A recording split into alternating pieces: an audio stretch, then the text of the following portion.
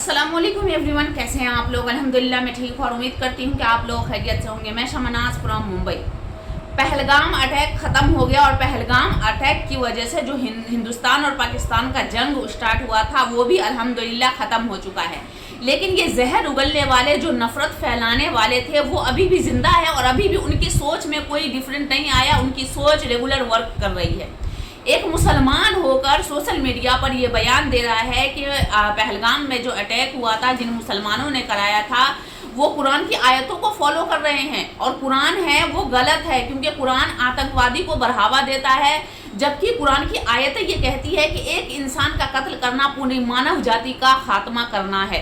ये कुरान अल्लाह रब्बुल इज़्ज़त खुद कुरान मजीद में इरशाद फरमा रहा है कि बेगुनाह का कत्ल करना या किसी का भी कत्ल करना पूरी इंसानियत को तबाह बर्बाद करना या खात्मा करना है।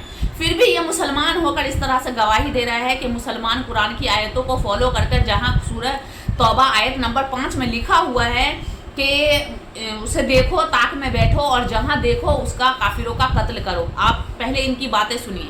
ये कुरान के स्क्रिप्चर सूरह तौबा की जो 5 आयत है उसके अंदर सेम टू सेम यही प्रक्रिया लिखी है कि काफिरों को जहां पाओ वहां देखो, उनको मारो, घात लगा करके उनको मारो। इन्होंने भी तो वही किया, घात लगा के मारा, बाकायदा उसकी रेकी हुई है।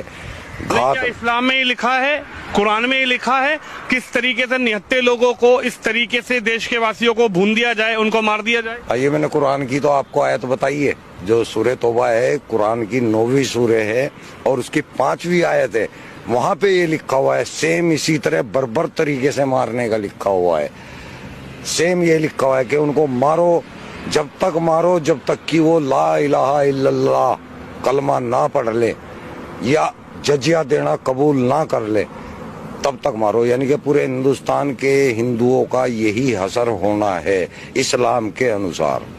एक मुसलमान होकर वो सिर्फ कह रहा है वो एक्स मुस्लिम है, यानी वो इस्लाम मजहब छोड़ चुका है, तो इस तरह से बदला ले रहा है और सोशल मीडिया पर किस तरह से कुरान की आयतों को एक्सपोज कर रहा है।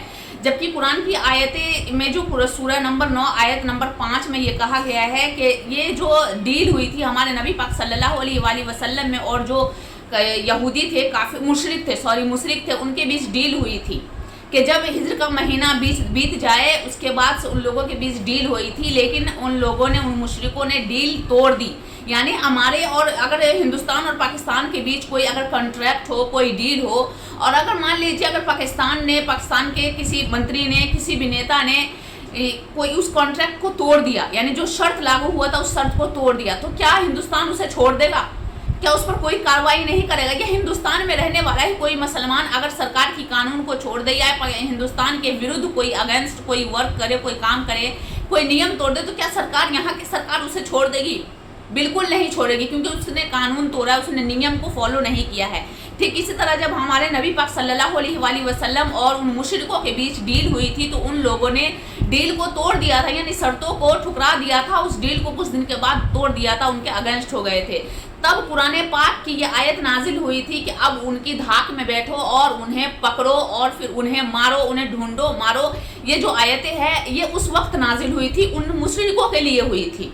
लेकिन उन आयतों को अभी पहलगाम अटैक से जोड़कर किस तरह से इस्लाम मजहब को बदनाम किया जा रहा है, मुसलमानों को बदनाम किया जा रहा है, ये किस तरह की इनकी सोच है कि ये सिर्फ पढ़ लेते हैं। इससे तो मुझे एक ही एग्जाम्पल समझ में आता है कि इनके सामने चाहे गोबर रख दो, इनके सामने कैसा भी खाना रख दो, सिर्फ खाने से मतलब हम खा रहे हैं, बस वो टेस्टी है या नहीं है, ये हमारे जिस्म के लिए हेल्दी है या फिर हम खतरनाक है, इनसे इन्हों को कोई मतलब नहीं है। बस खा रहे हैं, पेट भर गया, काम खत्म। सिर्फ पढ़ लिया, लेकिन समझने की अकल इनके अंदर बिल्कुल नहीं है। अगर अकल होती इनके अंदर तो ये अभी तक एक्स मुस्लिम नहीं होते, यानी ये इस्लाम मजहब छोड़ते नहीं।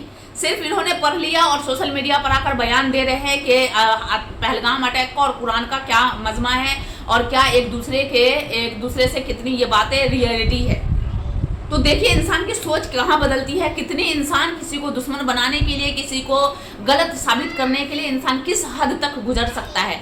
अगर इसने सही तरीके से कुरान पढ़ा होता, कुरान की आयतों का मतलब अगर समझा होता, तो शायद इनकी सोच ऐसी नहीं होती और इस तरीके का बयान नहीं देते और इनको पता होता कि ये आयतें कितनी 100 साल पहले नाजिल हुई थी और किन के लिए हुई थी, और उन आयतों को अभी پہلگام اٹیک سے یہ جوڑ رہے ہیں. اللہ رحم کرے, ایسے لوگوں کو ہدایت دے. اور اس نے خود اپنی دنیا اور آخرت تباہ و برباد کی ہے, اپنے آپ کو جہنم کی طرف لے کر گیا ہے. اور یہ سوشل میڈیا پر اس طریقے کا بیان دے رہا ہے. اللہ رب العزت انہیں ہدایت دے اور ہم سب مسلمانوں کو دین پر صحیح طریقے سے چلنے کی توفیق عطا فرمائے, اور کہنے سننے سے زیادہ عمل کی توفیق عطا فرمائے, اور نبی پاک صلی اللہ علیہ وآلہ وسلم کی سنتوں پر عمل کر کے زندگی گزارنے کی توفیق عطا فرمائے.